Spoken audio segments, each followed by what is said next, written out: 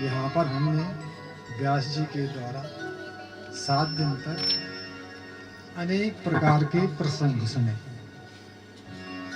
और उन सब प्रसंगों का सार ये है कि मनुष्य किस प्रकार से अपनी जीवन यात्रा को, अपनी आयु को सरल और सुगम ढंग से किस प्रकार से बिता सके।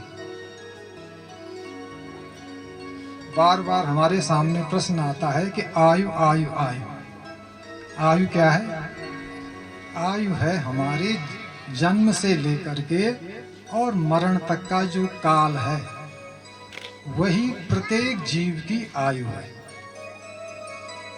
जन्म से लेकर के मरण काल तक। और उस काल में किस ढंग से हमें व्यतीत करना है, कैसे उस यात्रा को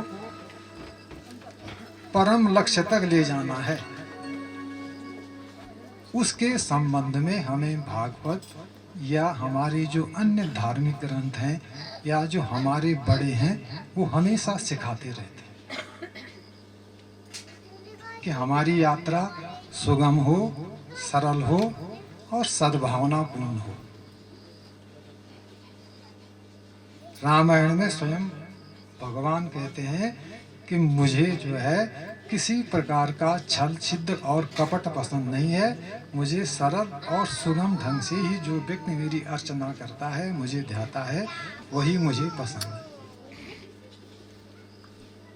जैसा कि व्यास जी ने भी बताया, उस सुगमता के अनेक मार्ग हो सकते हैं कि भाई हमें यहाँ से दलीबो आना है तो हम जो है कपटल गांव से होकर भी आ सकते हैं, नौगा खाल से होकर भी आ सकते हैं, नाई से होकर भी आ सकते हैं, लटीबो के रास्ते भी आ सकते हैं।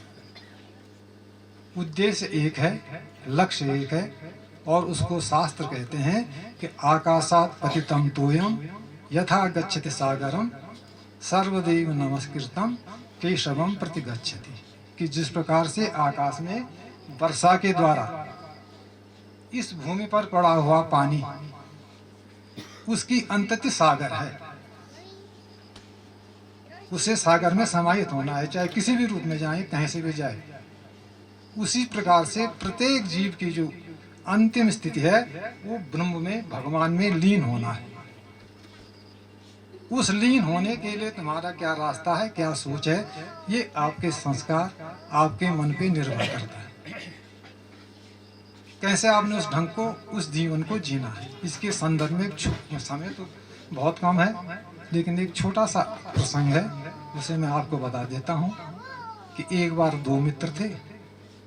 बहुत दिनों से उन्होंने कामना की कि हमें भाई जो है बद्रीनाथ की यात्रा करनी चाहिए। बार बार मन में सोचते, संकल्प करते, हर साल कोई न कोई बाधा आ जाती, कोई न कोई रुकावट आ जाती। लेकिन आदमी की जहाँ चाह होती है वहाँ राह बनती है, लक्ष्य की ओर बढ़ता है। एक बार उनको अवसर मिला, संपन्न थे, खूब धन धान्य लेकर के अपनी यात्रा के लिए तैयार हुए। और तब यात्राएं बहुत कठिन हुआ करती थी, और जो गया तो सो गया। इस यात्रा के बाद वापस लौटेगा नहीं लौटेगा ये किसी को विश्वास नहीं रहता। आया तो ठीक, नहीं तो उसको एक तरह से इस प्रकार से विदा करके भेजते थे कि भाई नमस्ते। दोनों मित्र यात्रा करते करते चले। आज की तरह होटल, गाड़ी की व्यवस्था नहीं थी, पैदल यात्रा होती थी। अनेक प्रकार की बीमारियां रास्ते में लगती थी, आधों की तो रास्तों में मौत हो जाती थी। ठहरने के लिए कोई सराय नहीं थे, कोई किसी न किसी गांव में लोगों से सहारा लेना पड़ता। लेकिन जो गांव के जहां भी वो ठहरते थे, कोई भी यात्री कहीं भी ठहरता था, जब भी वो आते थे तो लोग बड़ा स्वागत करते, सत्कार करते। दोनों मित्र भी यात्रा करते करते वहां पहुंचे। उन्होंने जो है एक दिन किसी गांव में जाते तो लोग सत्कार करते। एक बार एक छोटा सा गांव था जहाँ पे 2-3 परिवार थे, वहां पे पहुंचे। उन्होंने रात को ठहरने के लिए जगह मांगी तो किसी ने नहीं दी। 1 2 3 4 परिवार, सबने मना कर दिया। आश्चर्य हुआ कि आज तक भाई जितने भी गांव में गए, जहाँ भी गए, वहाँ पे हमें सब तरह से स्वागत मिला, सम्मान मिला, सत्कार मिला। ये कैसा गांव है? लेकिन मजबूरी है, कह भी नहीं सकते। चुपचाप रात गुजारी। सुबह उन्हें गांव का एक आदमी मिला तो उसने कहा भाई तुम्हारा गांव कैसा है? तो उसने बताया भाई यहाँ तो सब बीमार हैं, जैसे आजकल कोरोना है ना, तो उस समय वहाँ भी एक बीमारी फैली हुई थी, सब लोग पस्त थे। और यदि हम आपको अपने घर में ठहराते तो अतिथि सत्कार नहीं कर पाते, और सत्कार नहीं कर पाते तो हमारे अच्छा नहीं था, इसलिए किसी ने ठहराया। उन्होंने कहा कहीं कैसे हो सकता है ऐसा। सुबह गांव में गए तो देखा वास्तव में सबके सब बीमारी। अब दोनों में बात होने लगी। उसने कहा एक दिन 2-4 दिन यहाँ रुक करके इन लोगों की सेवा करते हैं और तब आगे चले जाएंगे बद्रीनाथ। अभी तो यहाँ से 15-20 दिन का रास्ता है। दूसरे का नहीं यार, 15 साल से सोच रहे थे और आज 15 साल मौका मिला है, और कहीं हम पे भी ये बीमारी लग गई तो हम कहाँ जाएंगे, हम तो ही मर जाएंगे। दोनों में एक राय नहीं बन पाई। एक ने कहा भाई मैं यात्रा करते करते बद्रीनाथ जाता हूँ, एक ने कहा ठीक है मैं यहीं पे रुक करके इन लोगों की सेवा करता हूँ। जो भी उसके पास, छोटा सा गांव था, कम आदमी थे, जो भी उसके पास धन साधन संपन्न लाया था उन लोगों पे खर्च किया। 15 दिन तक 10 दिन तक उन लोगों की बढ़िया ढंग से सेवा की। 10-5 दिन में बीमारी से उभरने लग गए, उसके साधन भी खत्म होने लग गए। तो उसने कहा ये लोग अपना जो है भरण पोषण कर सकते हैं। कुछ दिनों बाद चुपचाप वहां से वापस अपने गांव में पहुंचा तो लोगों को सबसे पहला डर क्या लगा कि लालच दूसरा मर गया है क्या। तो सबने घेर लिया, पूछा तो कहाँ कहाँ क्या बात है, दूसरा क्यों नहीं आया। तो उसने उनको सही बात बता दी कि भाई ऐसे ऐसे मैं गांव में था और वहाँ पे मेरे को ऐसा लगा, मैं वहाँ पे इतने दिन के बाद वापस आ गया हूँ, वो यात्रा करने के लिए चला गया। सब लोगों ने उसका बड़ा तिरस्कार किया, अपमान किया, गालियाँ दी। अब कितना मूर्ख है तू, यहाँ से इतनी दूर गया और ऐसे जिसको कहते हैं लौट के बुद्धू घर के आ घर को आए, उसी बात को लेकर के तो यहाँ आ गया। चलो फिर जो हो गया, उसे अपने मन में कोई गिलानी नहीं थी, कोई व्यथा नहीं थी, अपने जो भी पारिवारिक कर्तव्य थे उनको करता है।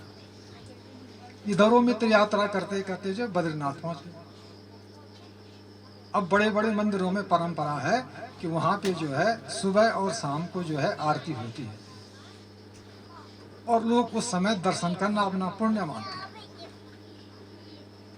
तो दूसरा मित्र पहुंच गया वहां। जब यात्री रात को विश्राम करने के बाद सुबह पहुंचा और मंदिर में आरती के लिए पहुंचा। जब उसने आरती की, भगवान के दर्शन करने के लिए पीछे से आगे बढ़ा, उसने देखा सबसे आगे वाली लाइन में मेरा वो मित्र बैठा हुआ है जो गांव में कह के आया था कि मैं इनकी सेवा करूंगा। उसको मन में बड़ा दुख। उसने कहा भाई कितना धोखेबाज है, मेरे से कह रहा था कि मैं तो यहाँ सेवा करूंगा और देखो यहाँ मेरे से पहले पहुंच गया। गुस्सा था, उसकी ज्यादा ढूंढ ढांड नहीं की, अपने दर्शन किए, अपने धर्मशाला में आ गए। अपने मन में सोचा कि लोग कैसे कैसे लोग होते हैं। शाम को फिर आरती करने के लिए गया, वहां वही दृश्य देखा कि प्रथम पंक्ति में वो बैठा हुआ है। उसने कहा कल मैं प्रथम पंक्ति में मैं जाके बैठूंगा। वो अगले दिन जो है प्रथम पंक्ति में बैठ गए। वहां से क्या देखता है, वो तो आगे जहाँ पे पूजा करने वाले पुजारी हैं उनके साथ खड़ा हुआ है। जितने दिन तक वहां रहा उतने दिन तक उसको हमेशा अपने से आगे पाए, लेकिन कभी मिला नहीं, देखा नहीं, बहुत ढूंढा पर कभी सामना नहीं हो पाया। खैर वहां से यात्रा करके अपने मन में सोचते सोचते गांव पहुंचा। तो गांव में भी उससे पहले पहुंचाऊंगा। तो उसने पहले पूछा भाई कहाँ से आया, कब आया। तो लोगों ने बताया ये तो भाई जो है 15-20-25 दिन पहले आ गया है और ये तो वहाँ गया ही नहीं।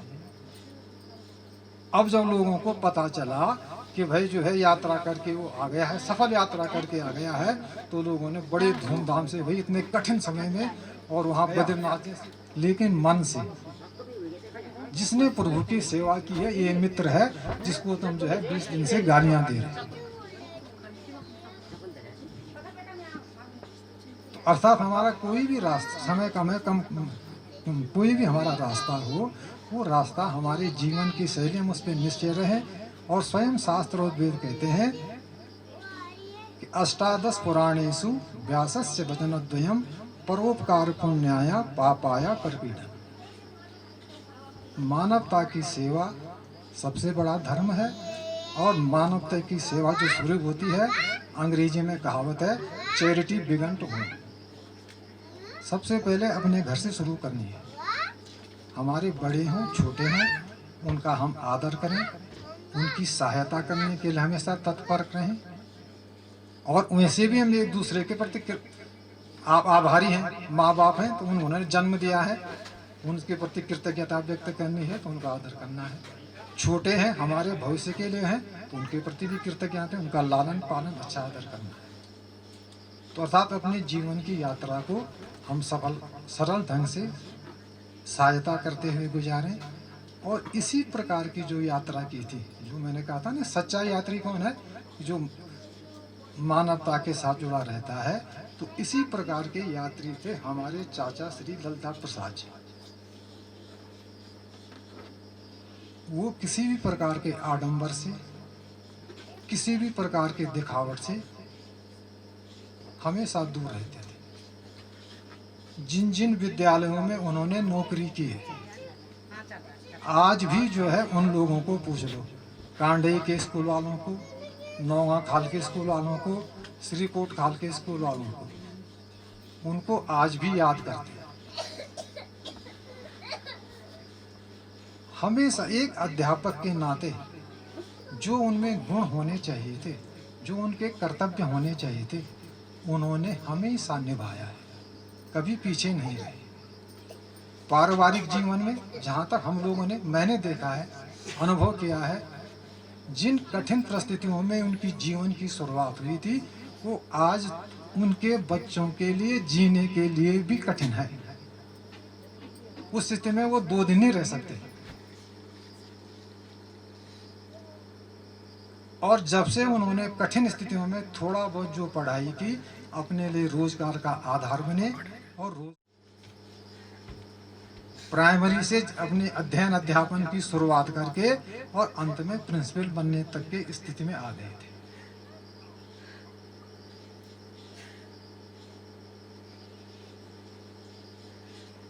जब उन्होंने अपना परिवार का भार संभाला था, तो तब जो है परिवार की स्थिति दयनीय थी।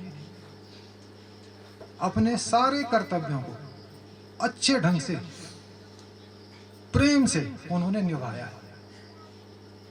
ये तो पारिवारिक लोग जिनके साथ रहे, भाई बहन, वो महसूस कर सकते हैं कि उन्होंने परिवार के लिए क्या किया। गांव में, समाज में अच्छे ढंग से रहते थे, कभी किसी से साथ कभी झगड़ा नहीं किया। उनके उदार विचारों के कारण और आडंबर से दूर रहने के कारण जो पढ़े लिखे लोग थे, उनके साथी अध्यापक थे, उनके लिए क्या कहते थे वो? लेनिन, क्रांतिकारी, नई सोच, नए विचार, नए प्रयोग करना उनकी आदत थी। छोटा हो बड़ा हो, उसका बराबर आदर करते थे। हमेशा छोटों के साथ भी बड़े सहज ढंग से रहते थे। हम लोग जो है छोटे बच्चे जब आस पास आते थे तो बड़ा तिरस्कार करते थे, भगा देते थे, लेकिन उन्होंने कभी नहीं कहा।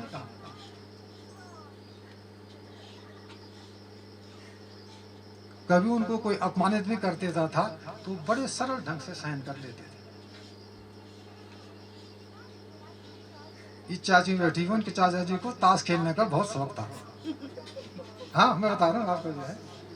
और जब वो ताश खेलते थे चाचा जी, तो बड़े, अगर किसी ने गलती कर दी तो उस पे इतने उग्र होते थे कि गाली गलौज कर देते।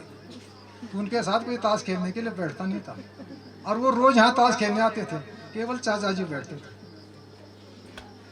इतनी उनमें सहन शक्ति थी। भाई, मतलब खेल की बात है, लेकिन खेल में भी वो कभी क्रोध नहीं करते थे। खैर, उनके जीवन की बहुत सारी घटनाएं, समय कम है, आप सब लोगों को देर हो रही है। मेरा कहने का मतलब यह है कि जिस सरल और सहज ढंग से उन्होंने जीवन को गुजारा है, उनकी उस सहज और सरलता को हम अपनाएं। किसी भी मनुष्य के प्रति यदि हम सच्ची श्रद्धांजलि रखते हैं, हम चाहते हैं कि भाई हम उसके लिए कुछ करें, तो उनके लिए करने का एक ही तरीका है कि हम उनके आदर्शों पे चलें,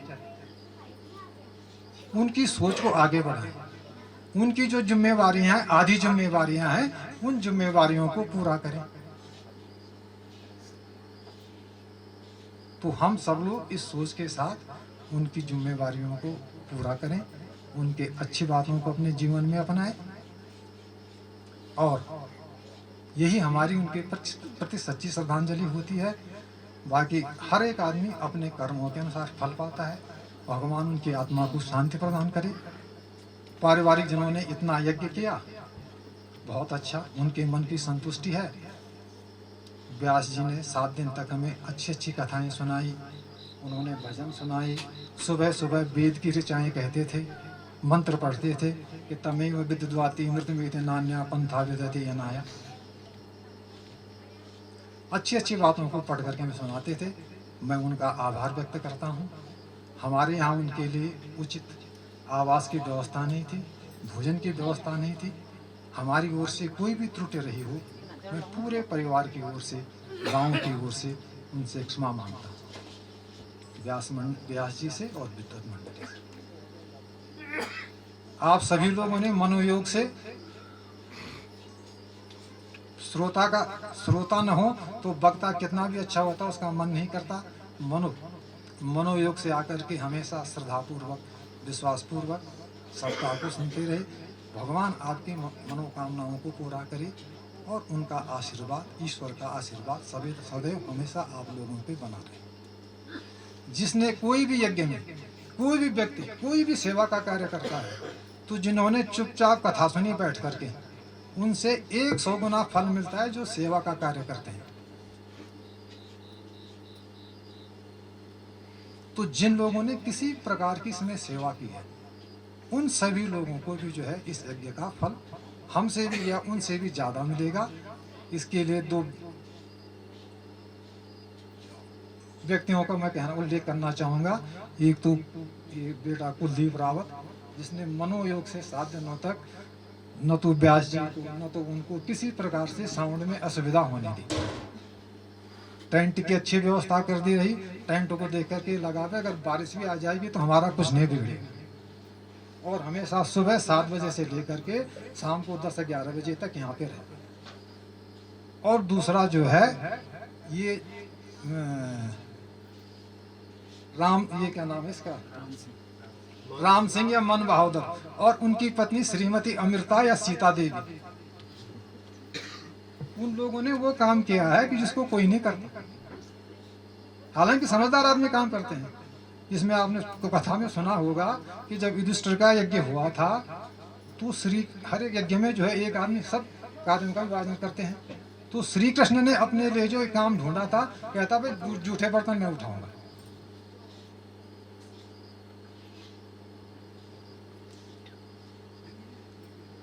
तो हम उसके भी आभारी हैं। उनके ये मन बहादुर और उन श्रीमती सीता देवी या जो कुछ भी उनका, अमृता देवी जो कुछ भी उनका नाम है, उनके लिए भी मैं पूरे हृदय से जो है आभार और धन्यवाद व्यक्त करता हूँ। उन्होंने पूरा सहयोग दिया। आप सभी लोग जो हैं, और किसी भी आदमी के जो है जीवन में यदि वो अच्छा काम करता है, बुरा काम करता है, उनकी पत्नी का बड़ा हाथ होता है। चाहे उसने सहयोग किया हो, चाहे विरोध किया हो, लेकिन अंत तक साथ दिया है। यदि चाचा जी ने कोई अच्छे काम किए हैं, कोई उनको प्रेरणा मिली है समाज के लिए, परिवार के लिए, बच्चों के लिए, तो उसमें उस दीदी का भी बहुत हाथ है। और नीरज और देवेंद्र, उनके पुत्र वधों की जिम्मेवारी है, हमेशा उनका आदर करें। माता पिता च भगवान ए तो में दैवतम परम यद दैवतम कर्तव्यम तदेताभ्याम करूँ। जो आपने ईश्वर के लिए करना है, बाद में तर्पण मत करना, पिंडदान मत करना, जितनी सेवा करते हैं। एक बार फिर आप सभी लोगों को धन्यवाद देता हूँ। आपने प्रेम से मेरी बात को सुना। जो कुछ भी मैंने कुछ दिवस के लिए क्षमा याचना हूँ और आगे के कार्यक्रम के लिए व्यास जी से निर्देश। धन्यवाद।